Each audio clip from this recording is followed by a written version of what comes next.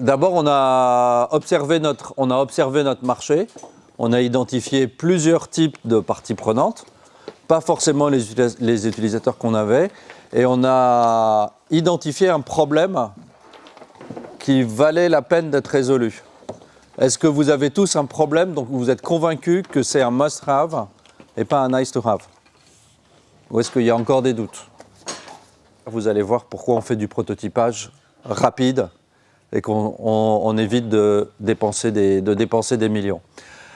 Après la problématisation, donc vous avez identifié des personas en particulier, d'accord, les problèmes sont complexes, on a identifié des personas qui ont un problème, un pain point assez précis, vous avez fait de la créativité, donc vous avez imaginé des solutions différentes de votre idée initiale, j'espère. Si vous êtes resté sur votre idée initiale, vous n'avez pas fait le boulot. Si vous n'avez vu que votre idée initiale, vous n'avez pas fait le boulot. Vous êtes en train de vous mettre des œillères, d'accord? Donc cette phase de créativité est super importante. Je vous dis ça parce que vous savez que plus de 90% des projets meurent.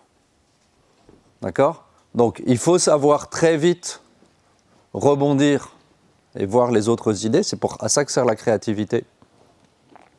Pour voir les sujets et souvent trouver des solutions qui sont beaucoup plus légères que notre solution initiale. Et on challengera là-dessus sur les éléments. Donc après, quand on a fait cet aspect créativité, qu'on a imaginé plein de choses, maintenant on va passer au prototypage. Il va falloir prototyper, arriver dans le réel et se confronter aux utilisateurs pour voir si véritablement on fait notre job qui est de créer de la valeur pour quelqu'un. Tout ce qui intéresse, d'accord? Les gens n'achètent pas de produits, ils achètent un job, ils achètent la valeur, une valeur qu'on leur apporte. Le produit ou le service que vous construisez, c'est le moyen pour eux de créer cette valeur. Donc, le sujet va être d'aller vite et d'itérer.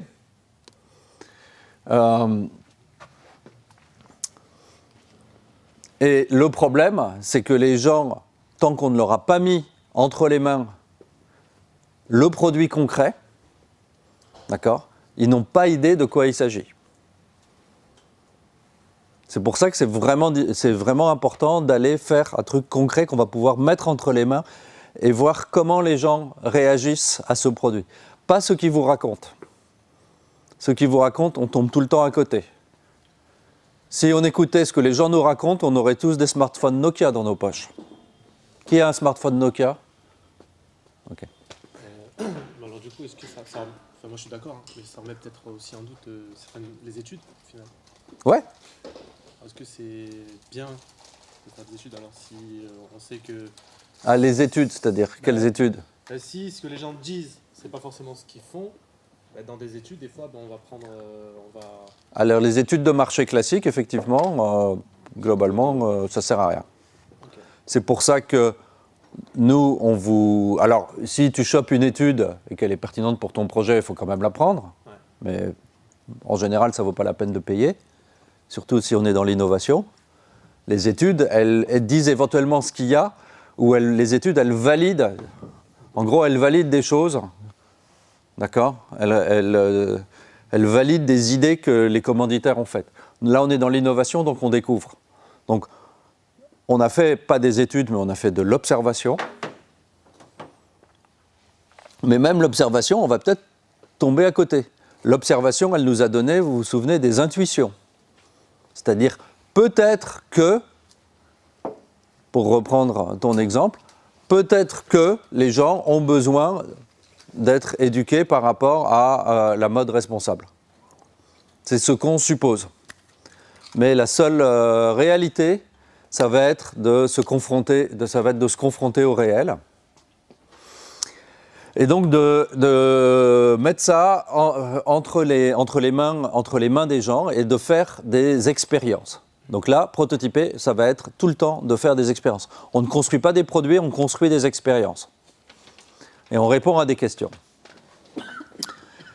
On va prototyper pour 3 raisons, d'accord? Et donc on doit se poser la question, au départ, pourquoi je prototype? La première raison, c'est pour continuer à explorer. Avant, j'explorais en interrogeant mes utilisateurs dans la phase d'observation, puis en imagination. Là, on va continuer à explorer, d'accord? On va bidouiller quelque chose, on va voir ce que ça fait, comment les gens réagissent. Comment les gens réagissent et exactement comme quand on était petit, on faisait du Lego, du mécano, du Capla ou avec les poupées, on explore, d'accord? On explore et on joue. Donc ça, c'est la première raison. La deuxième raison, qui est la plus importante, c'est on a fait une hypothèse et on veut la tester. On se pose une question, mais on n'a pas validé, d'accord? On n'a pas validé cette hypothèse. Vous devez être extrêmement prudent à ne pas faire confiance à vos intuitions. Tout le temps, on se plante parce qu'on croit nos intuitions. Donc, comme start-upper, vous devez écouter vos intuitions, c'est vachement important, mais ne pas les suivre aveuglément. Donc, on va tester, que telle intuition est vraie. On va tester qu'il y a une demande pour, je reprends le sujet, donc une demande pour de l'éducation à la mode éco-responsable. Donc on va tester qu'il y a un marché, par exemple. Parce que pour l'instant, on ne l'a pas prouvé, on l'a supposé. Donc, la deuxième raison est donc de tester. Et donc tester, vous allez voir, ça veut dire se planter. Et donc ça, c'est aussi important dans votre mindset, d'accepter que là, quand on va faire du prototypage, ça veut dire qu'on va passer son temps à se prendre des échecs et à se prendre des râteaux. Et c'est très bien, parce qu'à chaque échec, en fait, je rebondis et j'apprends ce qui ne marche pas. C'est comme ça que j'apprends. Quand j'apprends l'orthographe, je commence par faire plein de fautes. Et c'est ensuite, en pratiquant, je vais comprendre où est-ce que je fais des fautes et je vais m'améliorer. Là, c'est la même chose. La troisième raison, et faites attention parce que beaucoup de gens vont sur cette troisième raison, c'est je fais un prototype parce que je veux convaincre, je veux vendre, je veux pitcher mon produit. Donc, ça peut être une raison. Je vais faire un prototype de démonstration, je vais faire une belle maquette pour séduire des investisseurs ou des clients. OK? Mais ça, donc, dans ce cas-là, on est dans un processus de vente. On n'est pas dans un processus de développement de produits. Et vous devez faire très attention. Est-ce que vous êtes en train d'essayer de vendre et de convaincre vos clients ou est-ce que vous êtes en train de construire le meilleur produit possible? On ne peut pas faire les deux à la fois. Et le client, il voit très vite. Donc si vous lui présentez un produit, il voit bien que c'est un prototype, que c'est une première version, et que vous essayez de le convaincre que c'est le meilleur produit du monde, vous n'avez pas de dialogue. Par contre, si vous allez le voir en lui disant « Je sais que ce produit est pourri, mais c'est justement pour que tu me dises en quoi il est pourri et que tu m'aides à l'améliorer. » Donc, on est là pour explorer ou pour tester les choses. Là, les clients vont être beaucoup plus ouverts dans la démarche. OK ? Est-ce qu'on peut se fier à une fiche d'évaluation bien construite qu'on aurait fait remplir à différents clients? Alors, on va voir sur l'évaluation, en fait. Il faut rester simple, d'accord? Ce qui compte, c'est l'interaction, c'est pas de remplir la fiche, c'est l'interaction entre le client et entre le client et l'objet. Comment les gens... Donc ça va être, plutôt qu'une fiche, tu as ici l'exemple des Google Glass. Ok. C'est comme vous expliquez que le business plan, c'est de la merde, le pacifier, ce que vous avez dit. On sait qu'il ne va jamais se réaliser, donc il ne faut pas y passer des jours. Par contre, la fiche d'évaluation, si elle est bien construite, c'est quand même plus fiable. Dans le du prototyping. Oui et non, on verra sur les cas, parce que ce que les gens disent, ce qu'on a vu en observation, ce que les gens te disent, et ce qu'ils remplissent dans la fiche d'évaluation, n'est pas ce qu'ils font, ni ce qu'ils pensent. Vous avez un exemple parce que Bah, l'exemple des Google Glass, qui pour le coup est un très bel échec commercial. OK. Donc, les Google Glass, donc vous souvenez, OK, la réalité est augmentée, et donc les gars se sont dit, il faut qu'on commence à voir comment on pourrait faire marcher ça, OK, et pour commencer à comprendre les différentes fonctionnalités. Les gens n'achètent pas des Google Glass, les gens achètent une fonctionnalité, en gros la possibilité de voir quelque chose sur un écran, tout en marchant et sans avoir, en gardant tout mon champ visuel. Donc, ils ont construit avec simplement, vous voyez, des bouts de métal, avec des bouts de métal, un morceau de plastique, un casque à vélo. C'est même du papier transparent. Ok. Ils ont réussi à bidouiller ils ont bidouillé un projecteur. Évidemment, c'est pas du tout confortable, mais c'est ça qui compte. C'est parce que c'est là-dessus qu'on va voir. On va découvrir les choses qui vont ou les choses qui ne vont pas. Il est évident que les gens ne vont pas se balader avec ça dans la rue. D'accord ? Mais on va faire ça en quelques heures. On va faire ça en quelques heures et très vite on va le tester. Ce qu'on va tester, c'est comment l'utilisateur réagit avec notre produit. Si j'ai bien compris, ça c'est un prototype, on est d'accord, hein. Ça, c'est un prototype. En quoi est-ce qu'on est dans une démarche commerciale là ? Non, on n'est pas dans une démarche commerciale. C'est bien ce que j'ai dit. On ne cherche pas à convaincre, on ne cherche pas à vendre. Là, on explore. D'accord ? Et quand j'explore ça, avant d'avoir fait la moindre production, je comprends que je peux avoir un système qui projette. OK, il y a cette partie-là de la technologie. Qui est faisable. Bon, maintenant, ça va être un sujet technique de miniaturiser et d'automatiser ça. Mais mon utilisateur, je découvre que mon utilisateur, là, il a un problème, c'est qu'il ne peut pas piloter ce qu'il affiche. OK ? Donc, parce que j'ai mis le prototype entre les mains de l'utilisateur, là, on découvre ensemble qu'on n'a pas de mécanisme pour faire défiler, pour naviguer, je dirais, sur les différentes pages.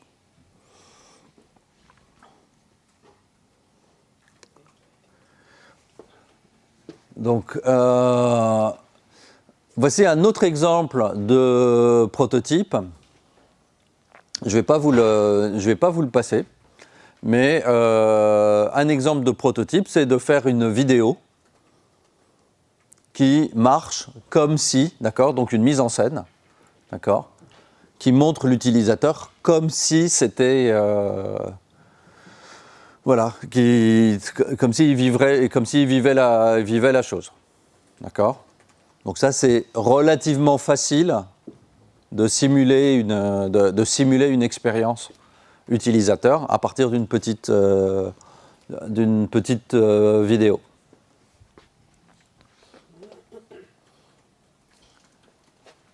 Et troisième exemple de prototype, en fait la stratégie, mais en fait maintenant, je dirais, ça c'est quelque chose qu'on ne fait pas tout de suite, parce que on n'a droit qu'à un coup de tirage, c'est le crowdfunding. Donc ça c'est un exemple d'une startup qui a été accompagnée par Schoollab, ils se sont rendus compte que quand tu as des brassards pour faire du sport, où tu mets ton smartphone, c'est très compliqué, tu te tords pour lire, tu peux pas lire ce qu'il y a sur le smartphone.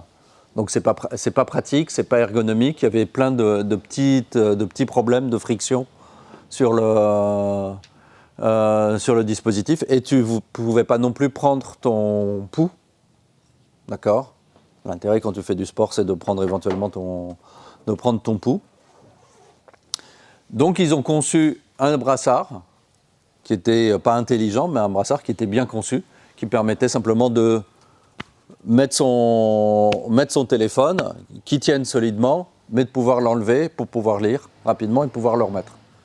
Un truc extrêmement simple.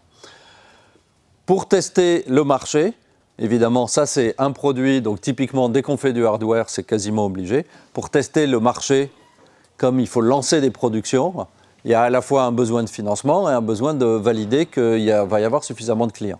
C'est à ça que va servir une campagne de crowdfunding. OK ?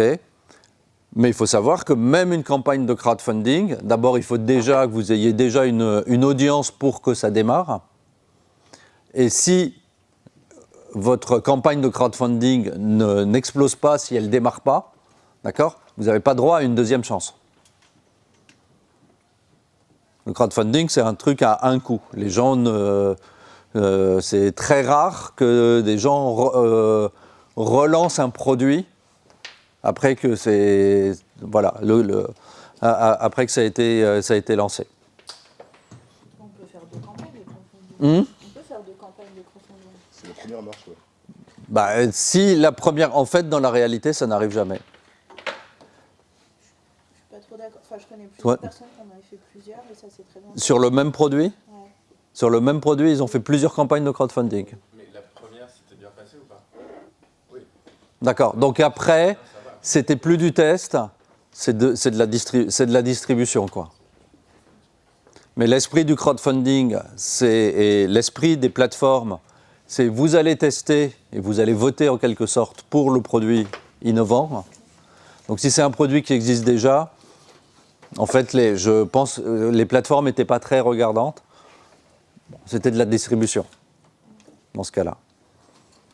Parce qu'il n'y a plus le même sujet. Après, on peut faire le crowdfunding de la deuxième version du produit. C'est possible, si c'est une nouvelle version. Et donc ça, c'est une façon de prendre moins de risques, évidemment, que de lancer une série en production, en particulier pour le hardware. Okay. Maintenant, le plus gros risque que vous avez rapporté votre Lean Canvas. Yes. OK. Donc, on verra le plus souvent, le principal risque que vous avez n'est pas sur la faisabilité du produit, mais sur le besoin. Donc, là, par rapport à ça, le sujet va être de faire, par exemple, une petite campagne avec une landing page. Et parfois, on n'a même pas besoin d'une landing page. OK. On va faire une petite campagne Facebook, ça marche très bien. Vous postez vous faites un post Facebook pour permettre aux gens de se préinscrire par rapport à une promesse que vous leur faites. Et vous voyez si ça accroche. D'accord ? Vous pouvez aller plus loin et créer un site, une landing page, où les gens peuvent, là, ici, vous voyez, dans le cas de Revolut, vous connaissez Revolut, la banque, ils ont commencé sur un système, ils ont dit, vous allez en gros avoir quelque chose un truc super simple, ça va vous prendre seulement 3 minutes. Vous commencez par donner votre numéro de téléphone. Revolut, c'est une banque en ligne qui est basée sur le smartphone et qui construite sur le smartphone et qui est super pratique pour pouvoir payer dans n'importe quelle devise, avec des frais de change qui sont quasiment zéro. Okay ? Donc c'est quelque chose qui peut remplacer ta carte de crédit et ton compte en banque. Pratiquement, au moins pour les choses courantes, et en particulier si tu voyages. Donc là, ils ont proposé quelque chose de très simple, une proposition de valeur, une vidéo éventuellement pour approfondir, pour expliquer ce qu'il y a, un call to action, et c'est parti. Dans la même série, c'était en 2018, la Coupe du Monde. Il y a deux entrepreneurs ici qui ont fait une campagne express. En une demi-journée, ils ont mis en vente les quasi-maillots de la Coupe du Monde. Comment ça, quasi? Bah, parce que ce n'étaient pas les officiels. Ils avaient la couleur, ils avaient le coq, ils avaient les 2 étoiles. Et ils n'avaient pas le droit. Bah, ils n'ont jamais dit que c'était les maillots officiels de l'équipe de France. D'accord? Mais ils ont fait une campagne express en disant, achetez les maillots. Ils ont fait une campagne, ils ont fait du gros hacking. Ils ont créé un site. Ils ont créé un site. Ils ont vu, en dépensant un tout petit peu d'argent, qu'il y avait énormément de demandes là-dessus. Ils sont allés chercher un fournisseur en Asie du Sud-Est. Donc c'est pas responsable, c'est entre guillemets c'est fake, c'est parce que c'est pas un vrai produit, mais c'est. Alors, est-ce que c'est fake ou c'est pas? Est-ce que c'est fake ou c'est vrai?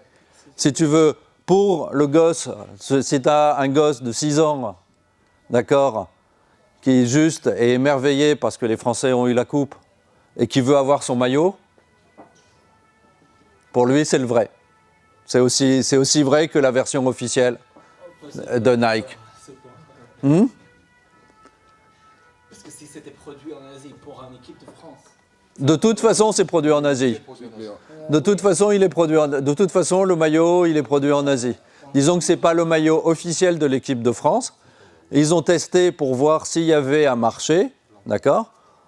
Je crois qu'ils ont fait 20 000 euros de chiffre d'affaires en 2 semaines. Pour combien de dépensés?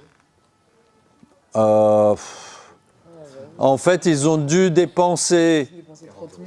Et je ne peux pas dire qu'ils aient dépensé. Ils ont dû dépenser, je ne sais pas, 20 ou 50 euros pour acheter le nom de site. Ils ont créé eux-mêmes, parce qu'ils ont les techniques pour créer les pages et tout ça. Ils ont dépensé des Google Ads, donc ils ont dû mettre au départ 50 euros en Google Ads et Facebook Ads, sur lesquels il y avait une rentabilité immédiate.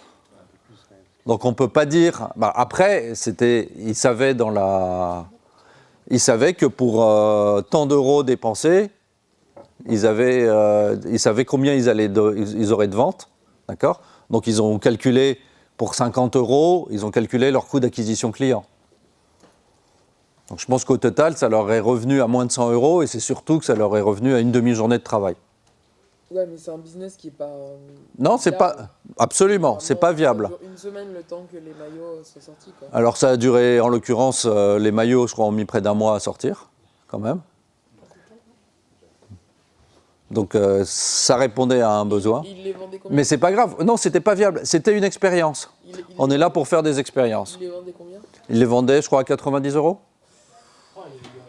Plus cher que les vrais maillots.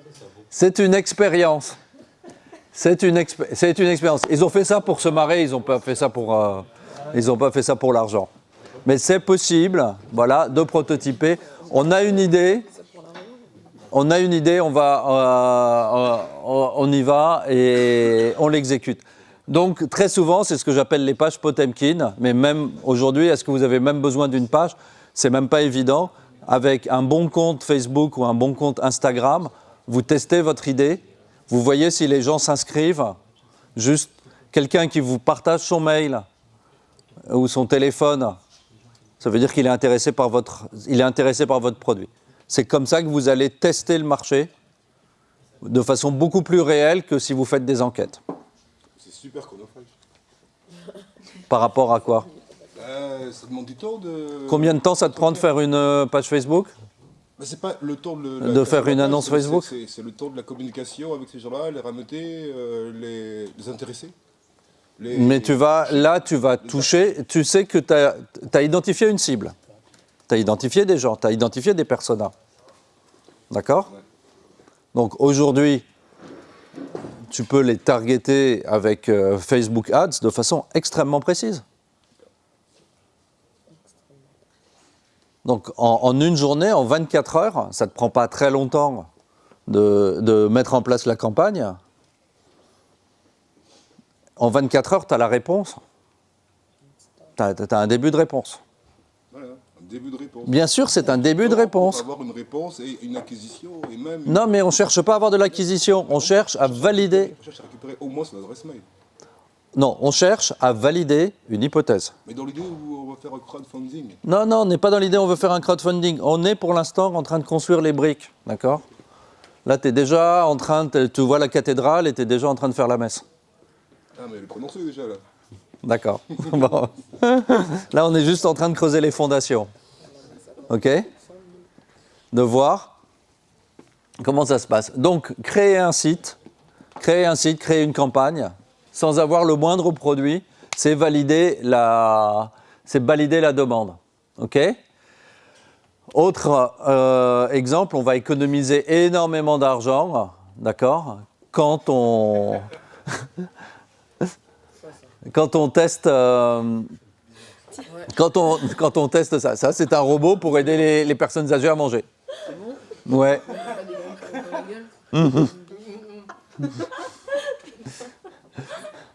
Et c'était voilà, un robot pour accompagner, voilà, pour aider les personnes âgées parce qu'elles se sentent seules. Et donc on voit très vite que c'est une mauvaise idée. Il y avait une compagnie aérienne. À un moment, je crois, voilà, une compagnie aérienne qui avait demandé à une agence, qui avait dit « Ouais, on a une super idée, on va faire dormir les gens par terre. On va simplifier le coût des sièges, etc. Les gens vont juste dormir par terre. » Dans l'avion? Dans l'avion. Bah oui, les avions de nuit, voilà, tu dors.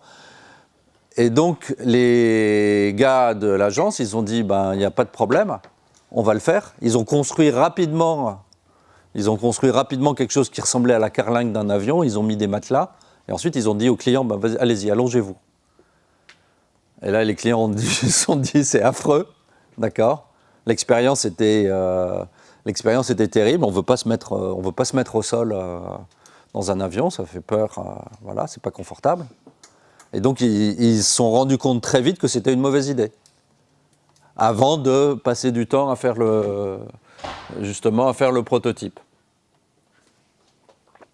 Donc, on va avoir plusieurs niveaux de prototypage. On va pouvoir faire des dessins, un simple dessin, là, pour représenter à quoi peut ressembler, là, cette fois-ci, ça c'est quelque chose de plus classique, mais un avion, un jet privé. On peut présenter, et donc là, c'est ce que je vous invite à faire, on peut présenter le produit comme un scénario, comme donc un storyboard. Comment on fait pour un film? Un film, on commence par faire un storyboard. Un storyboard, c'est un prototype de film. Vous voyez ce que c'est un storyboard? Hein? Donc un storyboard, une bande dessinée, d'accord, où les gens comprennent comment ça se passe et voient les différentes étapes. Et comme ça, on découvre le gros avantage du storyboard, c'est que quand je fais l'enchaînement et que je montre les différentes étapes, je vois les trucs qui collent pas dans mon processus. Les gens vont réagir sur ces éléments. Et puis, je peux prototyper avec mes bras et mes jambes, comme tout à l'heure, on a prototypé les différents types de salut. D'accord ? Donc, quand vous faites une petite pièce de théâtre, un petit sketch, c'est le meilleur moyen, d'accord, pour que les gens comprennent à la fois le problème et la solution sur votre expérience. Ils vont pouvoir se projeter dans la situation. Et ils adhèrent ou ils n'adhèrent pas.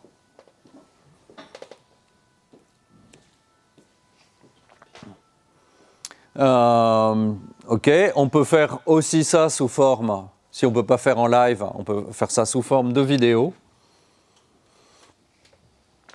Et ensuite, on va voir, donc, deuxième étape, une fois qu'on a fait le truc le plus simple, d'accord, de faire un dessin, un storyboard, une vidéo, donc là c'est zéro tech, d'accord, on va regarder les solutions low tech, d'accord, avec un tout petit peu de technologie, mais encore une fois sans dépasser d'argent ou sans avoir de talent.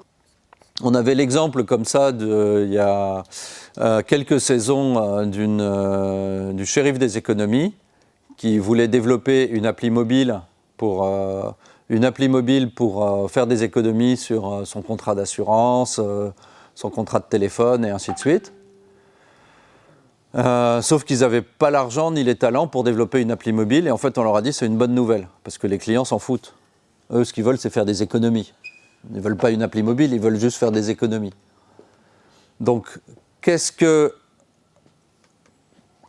vous pensez qu'ils ont pu faire pour faire le premier prototype et faire la première version de leur service? Le plus frugal, le plus rapide.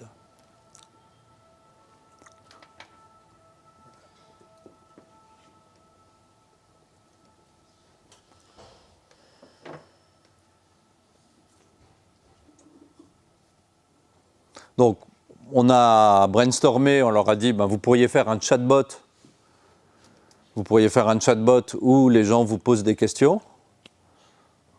OK? Et les gens vous envoient la photo de leur facture dès qu'ils ont dès qu'ils ont de la demande. Qu'est-ce que je peux faire d'encore plus frugal qu'un chatbot? Des textos. Voilà, des textos, tout simplement. Donc, ils ont pris le 06 d'un des fondateurs et ça y est, c'était parti. Ils ont publié son numéro et quand les gens qui étaient intéressés, ils écrivaient juste « Hello shérif » à ce numéro-là. Vous voyez la validation marché? Et en fait, on s'est rendu compte que c'était mieux pour les clients que s'ils avaient eu une appli mobile. Les clients ne veulent surtout pas télécharger une nouvelle appli mobile. Envoyer un texto, c'était le plus simple pour démarrer. Ok, donc cherchez pas à faire compliqué, cherchez pas à faire de la tech. Encore une fois, pour valider le service. Et imaginez bien, voilà, rendez-vous compte aujourd'hui que du chat, on en a partout, en fait. On en fait sans y penser. Il y a une explosion aujourd'hui de les modes Google Home, Alexa et ainsi de suite. C'est vraiment une interface qui est vraiment en train de se développer. Et encore une fois, vous voulez dialoguer avec vos utilisateurs. Donc vous voulez trouver un moyen qui est naturel pour eux de vous dire qu'est-ce qui ne va pas, qu'est-ce qui va pas, qu'est-ce qu'ils aiment, qu'est-ce qu'ils n'aiment pas. Donc si vous construisez la conversation au cœur de votre service, vous allez énormément gagner en vitesse d'apprentissage, quel que soit le service que vous faites. Donc là, on est sur les outils Marvel, qui sont des outils de design pour revenir sur du prototypage d'appli mobile, mais ça c'est le prototypage esthétique, pas fonctionnel, d'accord, c'est pas le back-end. On va démarrer là sur la première version. OK, donc sans tech, si ça vous va. 45 minutes, je dirais, il est déjà 10 heures, donc une demi-heure pour faire une première version. Juste avec papier, crayon, éventuellement des post-it notes collés sur votre smartphone, si c'est une appli mobile. D'accord? Ou une mise en scène. On va voir rapidement, voilà, sans aucune tech, qu'est-ce qu'on peut faire en minimum, en maximum une demi-heure, et aller très vite le tester auprès des autres utilisateurs, c'est-à-dire nous, en l'occurrence.